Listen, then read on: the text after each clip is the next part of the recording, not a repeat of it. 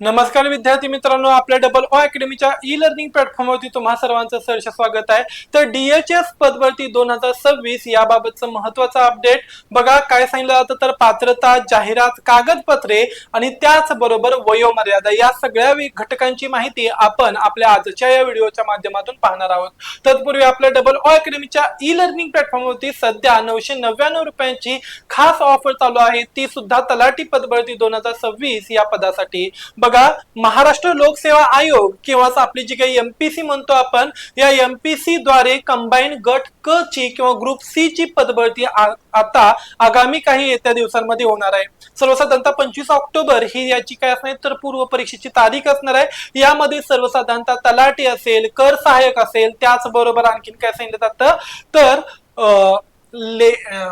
लिपिक इत्यादी पदांचा काय असणार तर समावेश असणार आहे। ओके, क्लर्क म्हणा, लिपिक म्हणा, त्याचबरोबर कर सहाय्यक असेल, तलाठी पदभरती असेल, इत्यादी पदांच्यासाठी ही पदभरती आगामी कालावधीतील होणार आहे। यामध्ये 5000 प्लस जागांची पदभरती या ठिकाणी होणार आहे। मग आपल्या डबल ओ अकॅडमीच्या ई लर्निंग प्लॅटफॉर्मवरती आता खास त्यापैकी तलाठी असेल किंवा त्याचबरोबर इतर सुद्धा पोस्ट तुम्ही या ठिकाणी पाहू शकताय।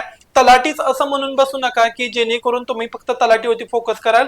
यामध्ये बघा, कर सहाय्यक आहे, लिपिक आहे, त्याचबरोबर तलाठी पद आणि इतर गट क ची सुद्धा पद असणार आहेत। याबाबत जो काय असणार सिलेबस असणार, या सिलेबसवरती आधारित आपली तलाठी पदभरती MPC pattern fast track batch आपण नुकतीच सुरू करतो। यामध्ये संपूर्ण जे काय असणार सब्जेक्ट आहेत या सब्जेक्टचा काय केला जाईल तर सिलेबस घेतला जाईल। तसेच डेली बेसिस वरती पीवायक्यू झालेले क्वेश्चन पेपर सोडवून घेतले जातील। वीकेंडचे शेवटचे 2 ते 3 दिवस या दिवशी सुद्धा काय घेतले जातील मॅरेथॉन प्लस आणखीन काय असणार तर इतर सगळे क्वेश्चन्स रिपीट किंवा त्याचबरोबर त्याचं एक्सप्लेनेशन सुद्धा पाहिलं जाईल। मॅरेथॉन मध्ये 1-2 सब्जेक्ट जे काय असतील ते त्या दिवशी सब्जेक्ट क्लिअर करून घेतले जातील। सर्व पीवायक्यू किंवा जे काय असणारे इम्पॉर्टंट पीवायक्यू असणार हे या ठिकाणी घेतले जाण्याची जास्त शक्यता आहे। सो मॅरेथॉन मिस करू नका आणि त्याचबरोबर आपली ही जी काही बॅच असणार ही बॅच सुद्धा कंडक्ट करा। या ठिकाणी आपण लाईव्ह प्लस रेकॉर्डेड स्वरूपामधील लेक्चर तुम्हा सर्वांना काय करणार आहे तर अवेलेबल करून देणार आहे। तुम्ही ते डाउनलोड करू शकताय, मल्टिपल टाइम पाहू शकताय, त्याचबरोबर तुम्हाला या ठिकाणी नोट्स सुद्धा काय असणार तर भेटणार आहेत। सो लवकरात लवकर जारी करा। आता ही 999 रुपयांची बॅच आहे।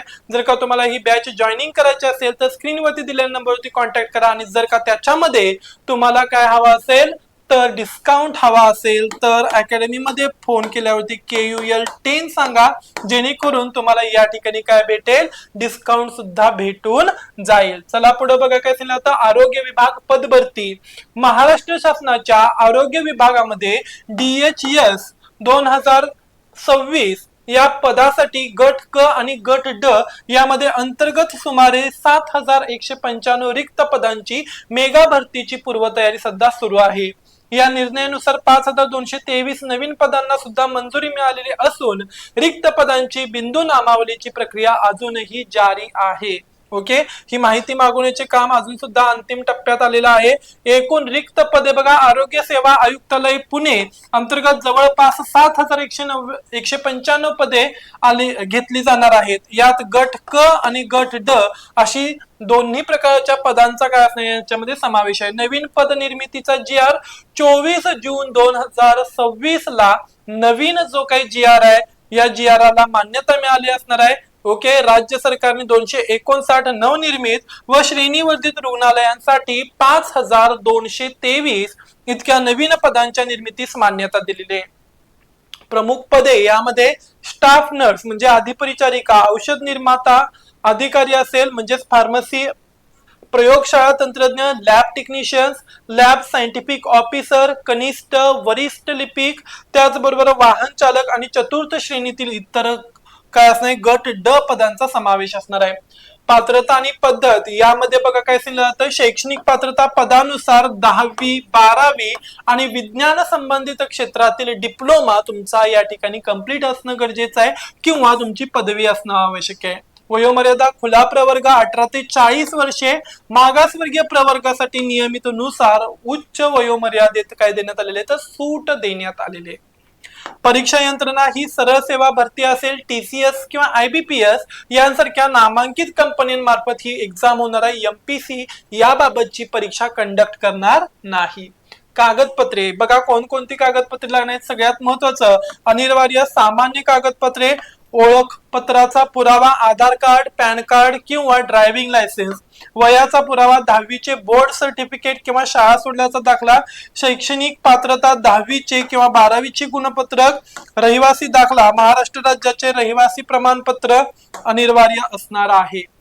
पदनिहाय आणि व्यावसायिक पात्रता, पदवी आणि पदविका यामध्ये पदासाठी आवश्यक असलेले डिप्लोमा किंवा डिग्री सर्टिफिकेट जसे की GNM, BSc नर्सिंग असेल किंवा D फार्म. त्याचबरोबर काउन्सिल नोंदणी तुमची महाराष्ट्र शासनाच्या MNC मध्ये किंवा फार्मसी काउन्सिल मध्ये ओके काय झाली पाहिजे तर नोंदणी होणं आवश्यक असणार आहे. यामध्ये नोंदणी प्रमाणपत्र स्टाफ नर्स आणि फार्मासिस्ट साठी काय असणार अनिवार्य असणार आहे. संगणक अर्हता यामध्ये MSCIT चा कोर्स किंवा तत्सम समकक्ष इतर कोणताही कोर्स तुमचा झालेला असणं गरजेचं आहे, म्हणजे संगणकाचं ज्ञान तुम्हाला असणं गरजेचं आहे.